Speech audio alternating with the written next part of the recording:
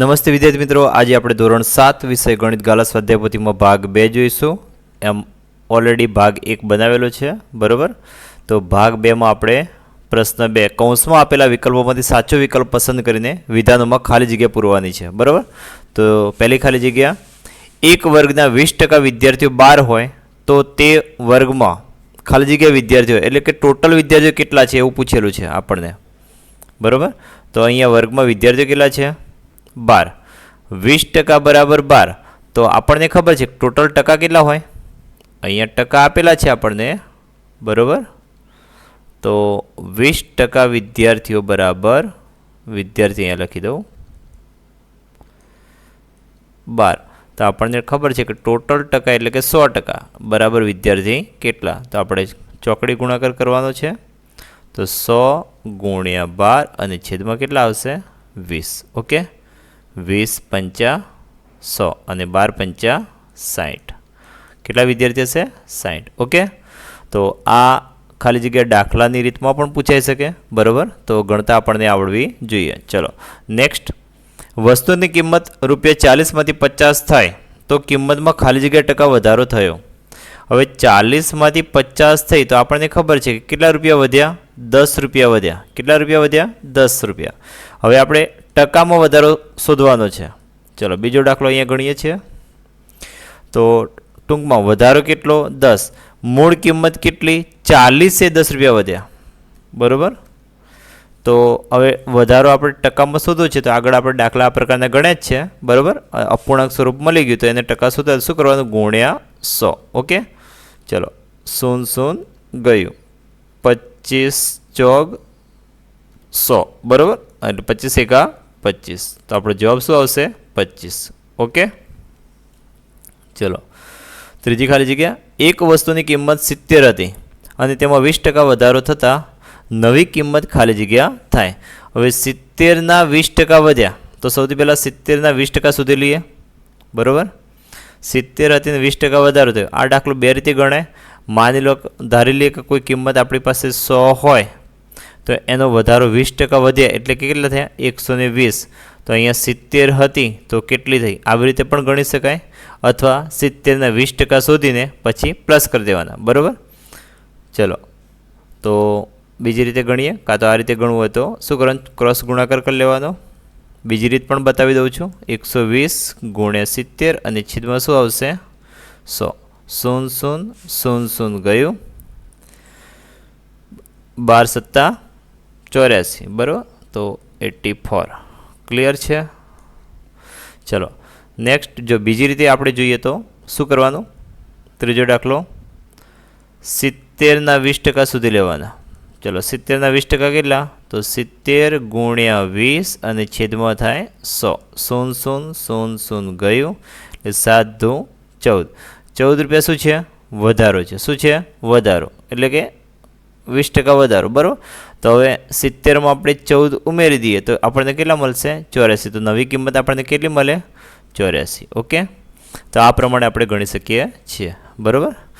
ચલો જોઈએ આપણે નેક્સ્ટ, ચોથી ખાલી જગ્યા, 500 રૂપિયાનું 15% લેખે 2 વર્ષનું વ્યાજ ખાલી જગ્યા થાય. 500 રૂપિયાનું 15% લેખે 2 વર્ષનું વ્યાજ. અહીંયા છે ને સાદા વ્યાજની ગણતરી છે, બરાબર. એવું કંઈ ઉલ્લેખ નથી કર્યો ચક્રવૃદ્ધિ વ્યાજ, તો આપણે સાદા વ્યાજનું સૂત્ર મૂકીને ગણતરી કરી દેવાની. I બરાબર શું આવશે? PRT. ઘણી વખત PRN પણ લખવામાં આવે છે, બરાબર. એટલે N અને T એ બંને એક જ વસ્તુ દર્શાવે છે. શું? સમયગાળો, બરાબર. તો અહીંયા P એટલે કે પ્રિન્સિપલ વેલ્યુ, તો કેટલા છે? 500. ના ખ્યાલ આવે તો અહીંયા સૌથી પહેલાં લખતા શીખી જાઓ. જો આ Pનું એટલે કે જેનું આપણે વ્યાજ લેવાનું હોય તે પ્રિન્સિપલ વેલ્યુ એટલે કે મુખ્ય કિંમત એને P કહેવાય.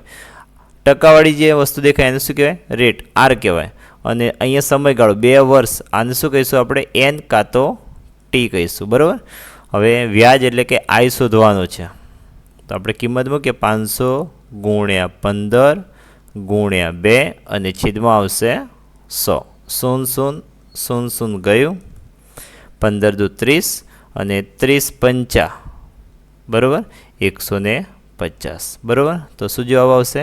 150. ઓકે, ચલો 800નું ખાલી જગ્યા ટકા લેખે 3 વર્ષનું વ્યાજ 288 થાય. બરાબર, સૌથી પહેલાં આપણે બધું ક્લિયર કરી નાખીએ.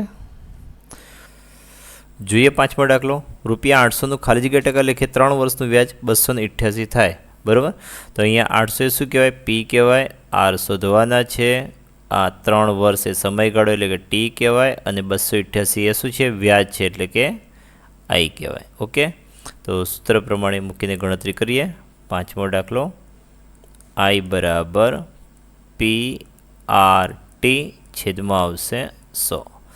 ચલો, વ્યાજ કેટલું છે? 288. તો લખી દઈએ 288. પી બરાબર કેટલા છે? 800. આર બરાબર કેટલા છે? શોધવાના છે. અને ટી બરાબર કેટલા છે? 3 વર્ષ, અને છેદમાં આવશે 100. ઓકે, ચલો બરાબરની એક બાજુ આપણે જે આર શોધવાનો છે, તો આર સિવાય બાકી બધું બીજી બાજુ લઈ જઈએ. તો અહીંયા શું છે? 288 આપેલા છે.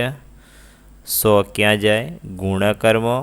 800 ક્યાં જાય? છેદમાં. અને ગુણ્યા 3 પણ ક્યાં આવશે? છેદમાં. ઓકે, તો ચલો 800ના 2 મીંડા અને 100ના 2 મીંડા ગયા. જે બાકી વધ્યું અહીંયા લખી દઈએ સાઈડમાં. શું વધ્યું? 288 ગુણ્યા 1 અને છેદમાં શું છે?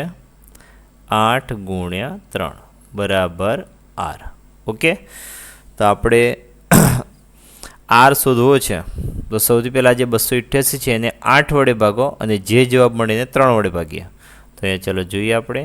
288 ભાગ્યા 8 કરીએ તો કેટલા આવશે? 8 દુ 16, 8 તરી 24. બરાબર, 4 વધ્યા 8, 8 પંચા 40, અને 8 છંગ 48. બરાબર, તો અહીંયા કેટલા આવશે? 0 0. તો શું વધ્યું? 36. હવે 36ને આપણે ફરી શું કરવાનું? 3 વડે ભાગવાનું. ચલો 36 જે વધ્યા છે એને 3 વડે ભાગીએ તો 3 એકા 3, 0 ઉપર જતા 6, એટલે 3 દુ 6. બરાબર, તો શું જવાબ આવે? 12. 12 તરી 36. એટલે ટૂંકમાં આનો અને આ બંનેનો ભાગાકાર કરીએ તો ઉપર શું જવાબ મળશે? 12. તો ચલો આર બરાબર કેટલા મળે?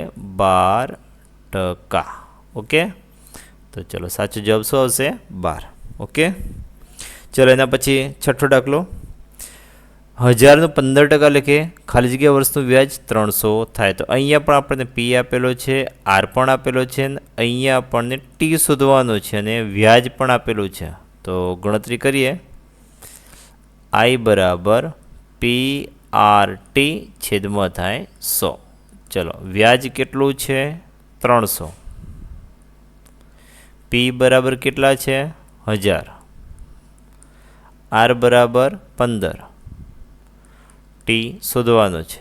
બરાબર, અને છેદમાં છે 100. 0 0 અહીંયા જ ઉડાડી દઈએ. બરાબર, તો બાકી જે વધ્યા છે એને બરાબરની બીજી બાજુ મોકલીએ તો અહીંયા 300 તો હતા જ. 10 ક્યાં જાય? છેદમાં. 15 ક્યાં જાય? છેદમાં. અને ટી એમને એમ રાખીએ કેમ કે ટી શોધવાનો છે, તો બરાબરની જે એક બાજુ જે શોધવાનું એને એમને એમ રાખવાનું, બાકી બધાને બીજી બાજુ મોકલી આપવાનું. ચલો 0 0 ગયું. 15 દુ 30. તો આપણને ટી બરાબર કેટલા મળ્યા? 2 વર્ષ. ઓકે, સમય કેટલો મળ્યો છે? 2 વર્ષ. ચલો 1.5 એટલે ખાલી જગ્યા ટકા. હવે 1.5ના આપણે ટકા શોધવા હોય તો શું આવશે? 15/10. એટલે કે પોઈન્ટ કાઢી નાખીએ તો શું મળે? 15/10. હવે આ અપૂર્ણાંક સ્વરૂપ છે એના ટકા શોધવા છે એટલે શું કરી દેવાનું? ગુણ્યા 100. ચલો 0 0 ગયું. 15/150% થાય. કેટલા થાય? 150%. ચલો ક્યાં છે? ઓકે, ચલો નેક્સ્ટ આઠમો. એક વસ્તુની કિંમત કેટલી હતી? 200 હતી, અને કેટલી થઈ? 150 થઈ. તો શું થયું? વધી કે ઘટી? ઘટી. કેટલી ઘટી? 50 ઘટી. કેટલી ઘટી? 50. તો કિંમતમાં ખાલી જગ્યા ટકા ઘટાડો થયો. તો આપણને રૂપિયામાં ખબર છે કે 50 રૂપિયા ઘટાડો થયો, પણ ટકામાં કેટલો ઘટાડો થયો? તો ગણતરી કરવી પડશે. જોઈએ આપણે. ચલો આઠમો દાખલો આપણે ગણીએ. કેટલો ઘટાડો થયો? 50 રૂપિયા. બરાબર, કેટલાએ? 200 રૂપિયાએ 50 ઘટ્યા. હવે આ શું મળ્યું? અપૂર્ણાંક. હવે આપણે ટકા શોધ્યા, શું કરવાનું? ગુણ્યા 100. 0 0 ગયું. ઉપર 50 નીચે 2 એટલે 50ના અડધા કેટલા થાય? 25% ઘટાડો થયો. કેટલો જવાબ આવશે? 25. બરાબર. ઘણી વખત આપણે ઉતાવળમાં શું કરીએ, 50 લખીને આવી જઈએ અને પછી શું થાય, જવાબ ખોટો પડે. બરાબર. તો ધ્યાન રાખવાનું. તો અહીંયા શું આવશે? 25%. ચલો 0.75 એટલે ખાલી જગ્યા ટકા. તો આ તો દાખલા બધા સહેલા જ છે, આપણને પોઈન્ટ એને દૂર કરીએ. બરાબર. તો શું આવશે? 75/100. અને આપણે અપૂર્ણાંકના ટકા શોધવા છે એટલે શું કરવાનું? ગુણ્યા 100. ચલો 100 ઉડી ગયા. શું વધ્યું? 75%. 75%. ચલો અહીંયા લખી દઈએ. ચલો જોઈએ આપણે 10મો. 0.2 એટલે ખાલી જગ્યા ટકા. તો શું કરવાનું? પોઈન્ટ કાઢી નાખીએ એટલે શું વધશે? 2/10. અને ટકા શોધવા છે એટલે કે ગુણ્યા 100. 0 ગયું. 2/20. કેટલા આવશે? 20%. આમાં 75 આવે. ઓકે. બરાબર. 50%ને દશાંશમાં ખાલી જગ્યા લખાય. હવે જો ટકા આપ્યો હોય ને દશાંશ લખવું ને તો પણ આવડવું જોઈએ. એટલે કે 50 હોય, ટકાનું ચિહ્ન નીકળી જાય એટલે છેદમાં શું આવે? 100. બરાબર. 0 ગયું. 5 દુના 10. તો શું આવશે? 1/2. બરાબર. તો અહીંયા આપેલું છે, નથી આપેલું. તો આપણે 0.50 પણ લખી શકાય. જો બીજી રીતે બતાવું, 50/100 હોય, આપણે છેદમાં કેટલા છે? 100 એટલે કે 2 અંક આગળ દશાંશ પોઈન્ટ મૂકી દો, એટલે કે 1 અને 2 અંક આગળ પોઈન્ટ મૂકીએ તો શું વંચાય? 0.50. તો આ જવાબ આપણને છે. બરાબર. તો શું આવશે? 0.50. ચલો 40% વત્તા ખાલી જગ્યા ટકા બરાબર 100%. તો 40%માં કેટલા ટકા ઉમેરીએ તો 100% થાય? તો 60%. ઓકે. ચલો 12/75% બરાબર ખાલી જગ્યા. ગણીએ આપણે દાખલો. 12/75%. બરાબર. તો શું આવશે? 12 × 75 અને છેદમાં આવશે 100. ચલો 25 તરી 75 અને 25 ચોગ 100. 25 ઉડી ગયા. બરાબર. 3 ચોગ 12. 4 4 ઉડી ગયા. 3 તરી 9. શું જવાબ આવશે? 9. ઓકે. ચલો 14મી ખાલી જગ્યા. ખાલી જગ્યાના 25% બરાબર 5 થાય. તો અહીંયા ખાલી જગ્યામાં તમારે એક્સ લઈ લેવાનું. શું કરવાનું? એક્સ. એક્સના 25% બરાબર 5. હવે આપણે એક્સને શોધીએ. બરાબર. તો આવી રીતે ગણતરી થશે. એક્સના 25% બરાબર 5. એક્સ ગુણ્યા 25% એટલે કે ગુણ્યા 25 અને ટકા નીકળી જાય એટલે છેદમાં આવશે 100 બરાબર 5. 25 ચોગ 100. બરાબર. 4 હવે બરાબરની બીજી બાજુ જાય તો શું થશે? ગુણાકારમાં જાય એટલે 5 ગુણ્યા 4 બરાબર અહીંયા એક્સ. તો એક્સ બરાબર થશે 20. ઓકે. એટલે કે કેટલા આવશે? 20. ચલો 15મો દાખલો. 25 બાળકોમાં 15 છોકરીઓ તો ખાલી જગ્યા ટકા છોકરીઓ છે. છોકરીઓ કેટલી? 15. કેટલાએ? 25. આ આપણને શું દેખાય છે? અપૂર્ણાંક. અપૂર્ણાંકના ટકા શોધો એટલે શું કરવાનું? ગુણ્યા 100. 25 ચોગ 100. 15 ચોગ 60. શું જવાબ આવશે? 60. ઓકે. ચલો 16મો. એક વર્તુળમાંથી 1/8 ભાગ કાપી લીધો તો ખાલી જગ્યા ટકા ભાગ કાપી લીધો ગણાય. એટલે કે 1/8 એટલે કેટલો ભાગ આપણે શોધવાનું છે. 1/8 એટલે કે કેટલો ભાગ. તો 1/8 ગુણ્યા શું કરી દેવાનું? 100. ચલો 100 એટલે કે 25 ચોગ 100 થાય. 8 એટલે કે 4 દુ 8 થાય. 4 4 ઉડી ગયા. અહીંયા શું વધ્યું? 25 નીચે 2. 25 અડધા કેટલા થાય? 12.5. તો આપણો જવાબ શું આવશે? 12.5. ઉપર સેમ 14મા દાખલા જેવો છે. તો 17મો દાખલો. ખાલી જગ્યાના 5% બરાબર 60. તો અહીંયા આપણે શું લઈ લઈશું? એક્સ. એક્સના 5% બરાબર 60. ચલો એક્સના 5% બરાબર 60. તો શું કરવાનું? એક્સ ગુણ્યા 5 છેદમાં આવશે 100 બરાબર 60.